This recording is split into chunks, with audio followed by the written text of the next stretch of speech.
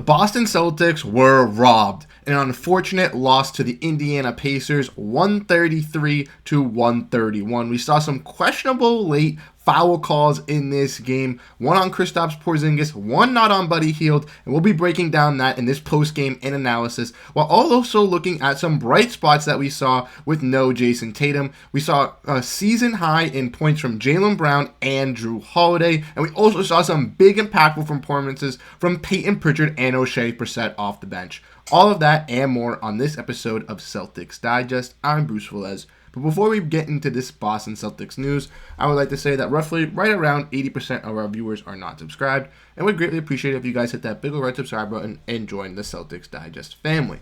We're getting closer and closer to our goal of 3,000 subscribers. We're less than 150 away, so if you guys are one of those 150 people that are viewing our videos and want to make sure you stay up to date on daily Boston Celtics news, hit that subscribe button and you definitely won't regret it.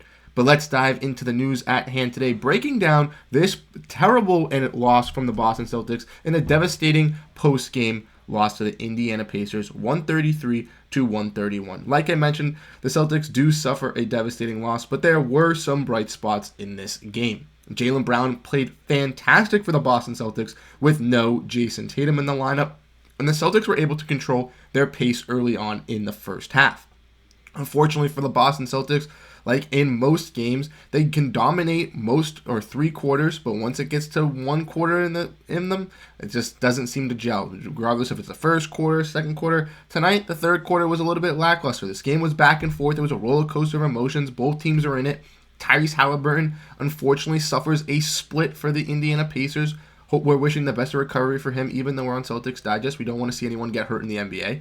But he obviously gets hurt. Pacers get a little bit of a momentum swing in the third quarter, kind of bounce back, kind of figured out how to guard with Porzingis just on TJ McConnell, kind of find out how to exploit that in the paint. And then the Boston Celtics just kind of went back and forth with the Pacers until it got into the late game. And then right then and there, we all saw what happened. If you guys missed the game, late game, Celtics are tied. Jaylen Brown gets fouled by Buddy Hield. The call is reviewed and it is overturned by the officials.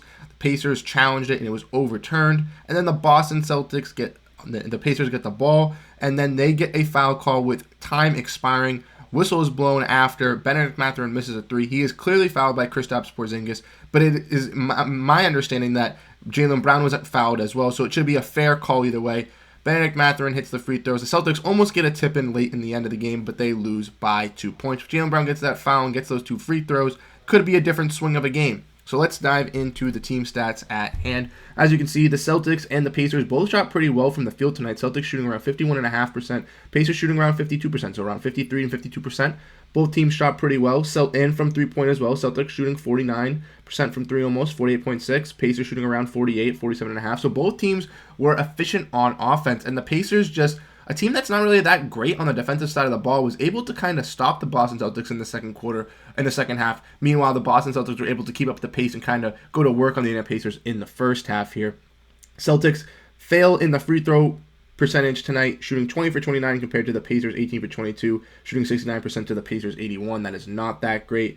Around the same in rebounds, 43 to 39. Celtics getting 5 more offensive rebounds, with the Pacers getting 1 more defensive. Pacers had 4 more assists, but the Celtics were tied in blocks and 3 less steals than the Indiana Pacers, 2 more turnovers, and 6 more points in the paint with 2 less fouls. The Celtics were dominating that points in the paint category early on in the first half, but it just seems that the Pacers were able to dominate in the paint in the second half, actually get control of their scoring, and guys like Aaron Nesmith and Benedict Mathurin really turned up for when Tyrese Halliburton was exited that lineup with an injury. Another thing that happened with the Boston Celtics tonight is, like I mentioned, they were playing out without Jayson Tatum, and they also had no Sam Hauser. So the Indiana Pacers, a team who is a solid team in the NBA, but has a lot of great pieces off their bench and wasn't expected to be this great, they quadrupled the Boston Celtics bench point. The Celtics put up around 20-ish bench points at one point, while the Pacers had 71 bench points, which is just absolutely ridiculous. The Indiana Pacers bench just came out and helped them win this game through and throughout. But if we want to look at the Celtics stats, as you guys can see, we had some very impactful games from the boys, even if they did get a loss. Obviously, Jaylen Brown was fantastic for the Boston Celtics, controlling that offense in the first half and getting into the swing of things in the second half for the Boston Celtics. 17 from 26 for the field, 3 for 4 from three-pointers, 3 for 5 from the free throw with 5 total rebounds, 2 total assists. He did have 5 turnovers, but he did finish with 40 points, and Jaylen Brown was that offensive juggernaut for the Boston Celtics tonight. A guy in Jrue Holiday stepped up as well for the Boston Celtics, shooting 9 for 16, 50% from 3, 3 for 6, with 6 total rebounds, 6 total assists, 1 steal, 3 turnovers, but 21 points. And Jrue Holiday and Jaylen Brown both put up season highs for the Boston Celtics tonight, which is absolutely fantastic. They stepped up when needed. With no Jayson Tatum, they tried to help out and fill that role. Kristaps Porzingis also had a great game for the Boston Celtics. Went kind of to Kristaps in the late game, and it was very effective for the Boston Celtics. He hit that late 3 in the fourth quarter to give the Celtics that lead. That was the only one he made, but he did shoot 6 for 13 from the field, 6 or 7 from free throw with 6 total rebounds, 7 total assists, 3 total blocks, and 19 total points. He was an absolute beast in the paint. And Al Horford stepping up for the Boston Celtics.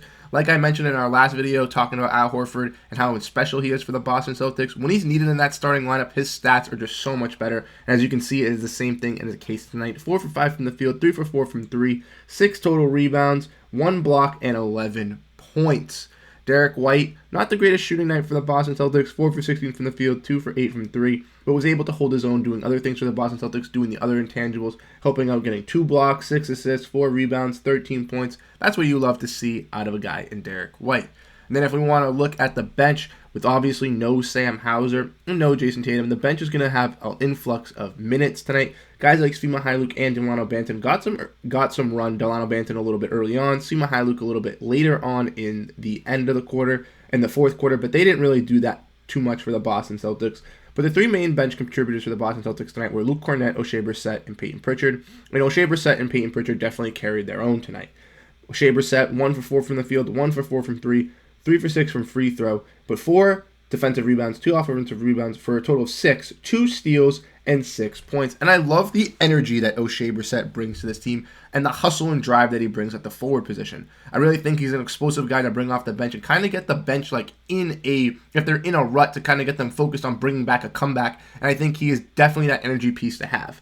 And a guy like Payton Pritchard, who's had a little bit of a lackluster year this year, stepped up tremendously, 5 for 6 from the field, 4 for 5 from 3, with 7 total rebounds, 4 offensive rebounds, 3 assists, and 14 points with 1 turnover. Sorry, I thought I said he had a block. But Payton Pritchard playing like he is a dominant piece for the Boston Celtics, and that is great to see out of a guy who hasn't really had the greatest start to this year yet, and hopefully he can kind of rejuvenate himself and build back this starting for the Boston Celtics so he can be an impactful scorer for this bench unit. A guy like Payton Pritchard, like we said, also just came out with a stat, 100 assists with 25 turnovers or less in the NBA. The only player in the NBA to do that. That is absolutely fantastic. This guy is getting slept on, even if he doesn't put up the greatest shooting numbers. He's helping out to get winning Celtics basketball. Unfortunately, he couldn't help that with the Celtics tonight to get the W, but he definitely gave it his all, and that is something you want to appreciate from a guy in Payton Pritchard. If we want to look at the Indiana Pacers tonight, like I mentioned, their bench went absolutely crazy, absolutely outscoring the Celtics. You see Obi Toppin had 13 points, TJ McConnell had 12 and played some great defense, shooting 50% from the field. Andrew Nembhard is usually a great piece for the Indiana Pacers, and he had some foul trouble, so that's why he didn't have the greatest, but 9 points finishing there. And guys like Buddy Hield and Benedict Mathurin could not miss. Buddy Hield 3 for 7 from 3, finished with 15 points, and Benedict Mathurin being the star of the show with no Tyrese Halliburton, with him getting injured, finishing with 26 points and 5 for 9 from 3. Guy in Aaron Nesmith always seems to perform against the Boston Celtics as well. It's kind of like the Evan Fournier with the New York Knicks curse. He is just balling against us. 6 for 10 from the field, 3 for 5 from 3, and 17 points from him. Honestly, glad he's growing and glad that he's getting his shine in Indiana. He wasn't getting it with the Boston Celtics, and he definitely deserves it. Just wish that he wouldn't be too focused on taunting with the Boston Celtics fans, but I understand why he does it. But yes, unfortunately, the Celtics do lose to the Indiana Pacers tonight, 133-131. I thought that the Boston Celtics obviously gave it their best effort. It was a back and forth game. It's not like the Boston Celtics were completely out of it, but some sloppy mistakes on the defensive end in the second half definitely led for the Indiana Pacers to come back, and the Indiana Pacers defense actually stepping up in the second half definitely led for them to hold their own to get this W. Obviously, Celtics lose. It's not that big of an overreaction. Even though Tyrese Halliburton gets hurt, this Indiana Pacers team is a tough team in the Eastern Conference, and the Boston Celtics were without their star player in Jayson Tatum and a nice wing in Sam Hauser. The Boston Celtics will be back at it, taking on the Minnesota Timberwolves in their next game, which will be an impactful game as the Celtics lost to the Timberwolves in their first matchup this year, and they'll be looking to get revenge. Thank you guys so much for tuning into this episode of Celtics Digest. We can't thank you guys so much, and I'll catch you guys in the next video. Peace out.